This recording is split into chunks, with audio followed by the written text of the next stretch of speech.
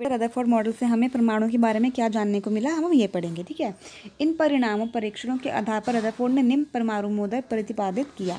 एक परमाणु में धनावेशित केंद्र होता है, मतलब कि पॉजिटिव चार्ज प्लस वाला, ठीक है, जिसे नाभिकीय कहते हैं। क्या कहते हैं? जिसे नाभिकीय कहते हैं।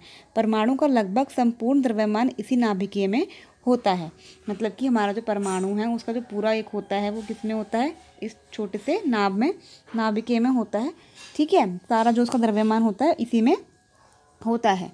इलेक्ट्रॉन केंद्रक से चारों ओर वर्ताकार पथ पर गति करते हैं। मतलब कि इलेक्ट्रॉन जो है केंद्रक, जो हमारा केंद्रक है, इसके चारों ओर गति करते हैं, ऐसे ऐसे ऐसे, है ना।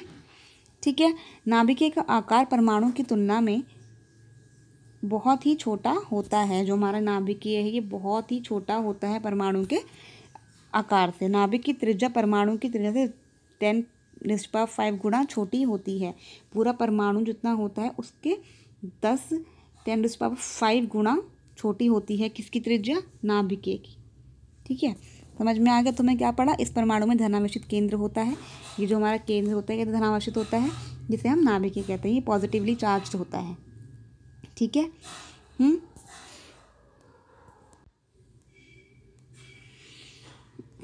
देखिए अब इसमें कुछ कमियां भी थी। देखो हर चीज़ में क्या होता है, अच्छाइयाँ भी होती हैं, कमियां भी होती हैं। जो रदरफोर्ड का मॉडल था इसमें भी कमियां हैं। जे थॉमसन का जो मॉडल पढ़ा था हमने उसमें भी कुछ कमियां थी। अब इसमें क्या कमी है ये देख लेते हैं, बहुत इंपॉर्टेंट है ये ज़रूर आता है पेपर में। ये भी आता है और ये भी आता है। वर्तुल मार्ग पर चक्रण करते इलेक्ट्रॉन का स्थायी हो पाना संभव नहीं है। इलेक्ट्रॉन आवेशित होने के कारण चक्रण करते समय ऊर्जा का विकिरण करेंगे, जिससे वे ऊर्जा समाप्त होने पर नाभिक से टकराकर परमाणु को नष्ट कर देंगे। अब होता क्या है कि हमारा ये न्यूक्लियस है, ये हमारा परमाणु में इलेक्ट्रॉन्स घूम रहे हैं इलेक्ट्रॉन्स, है ना। इसमें इलेक्ट्रॉन्स घूम रहे हैं। अब वो कह रहा है कि इनका स्थायी हो पाना संभव नहीं है। जो रदरफोर्ड का मॉडल था उसमें क्या दिखाया गया कि इनके ये स्थायी नहीं हो रहे हैं। अब अगर ये स्थायी नहीं होंगे तो जो इलेक्ट्रॉन होते हैं वो कैसे होते हैं? आवेशित होते हैं, माइनस का चार्ज होता है। चक्रण करते समय ऊर्जा का विकिरण करेंगे, मतलब ऊर्जा को निकालेंगे, जिससे वह ऊर्जा समाप्त होने पर नाभिक से टकरा कर परमाणु को ही नष्ट कर देंगे।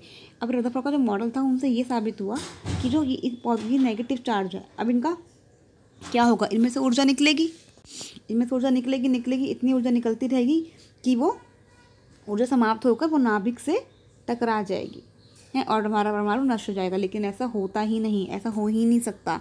तो ये चीज़ जब रदरफोर्ड मॉडल की थी ये चीज़ गलत थी। ठीक है, ऐसा हो ही नहीं सकता। परंतु इसके विपरीत एक परमाणु स्थायी होता है। हमारा जो परमाणु होता है क्या है? वो स्थायी होता है, लेकिन वो ये दर्शा नहीं पाए। रदरफोर्ड का मॉडल ये समझाने में अक्षम रहा मतलब कि वो समझा नहीं पाए इस चीज़ को कि ये हमारे जो इलेक्ट्रॉन्स है स्थायी क्यों नहीं है। ठीक है, अब हम क्वेश्चंस देख लेते हैं।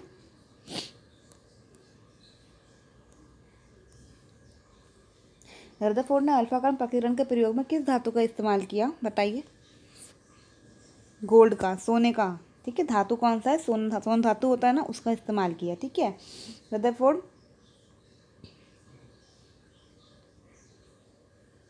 द्वारा किए गए प्रयोग के परिमाण क्या थे? ऊपर पढ़े हमने, वो लिख देंगे हम। इस मॉडल के अनुसार परमाणु में, नाभिक में और वर्तुल मार्ग में कौन सा अपरमाणु कण होते हैं? वो कह रहे हैं कि परमाणु इसके नाभिक में कौन से होते हैं और वर्तुल मार्ग में, जो सर्कुलर मार्ग है, इसमें कौन से होते हैं। तो जो नाभिक होता है उसमें कौन से होते हैं? प्रोटॉन्स होते हैं। और जो वर्तुकाल होता है इसमें क्या होता है? इलेक्ट्रॉन्स होते हैं। ध्यान रखिए। रदरफोर्ड के परमाणु मॉडल के मुख्य लक्षण लिखिए। परमाणु मॉडल के मुख्य लक्षण हम लिख सकते हैं यहाँ से। ठीक है, यहाँ से लिख सकते हैं। ठीक है, बहुत इंपॉर्टेंट है बेटा। प्रोटॉन की खोज किसने की थी? ई गोल्डस्टीन ने। पढ़ा है ना हमने उससे। अल्फा कण किसे कहते हैं? अल्फा कण हम हीलियम के आयंस को बोलते हैं। किसको बोलते हैं? हीलियम के आयंस को। ऊपर हमने पढ़ा है इस बारे में।